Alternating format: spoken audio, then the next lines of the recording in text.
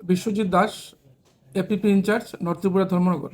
আপনাদের অবগতির জন্য আমি জানাচ্ছি যে গত 14/12/2025 ইংরেজিতে একটা এফআইআর হয়েছিল এবং পুলিশ কর্তৃপক্ষ একটা কেস নিয়েছেন।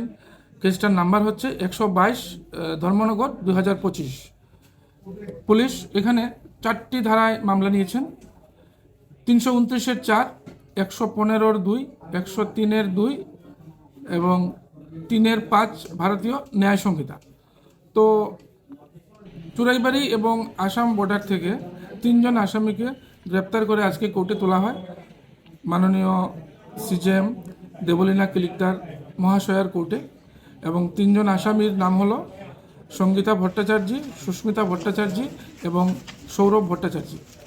তো বেইল হিয়ারিংয়ের পর আদালত বেইল রিজেক্ট করেন এবং তাদেরকে আগামী 30 ডিসেম্বর পর্যন্ত জুডিশিয়াল কাস্টডিতে পাঠানো হয় এবং পুলিশকে আদেশ দেওয়া হয় ওইখানে যাতে ওই আসামিদের ইন্টারোগেশনও করা হয়।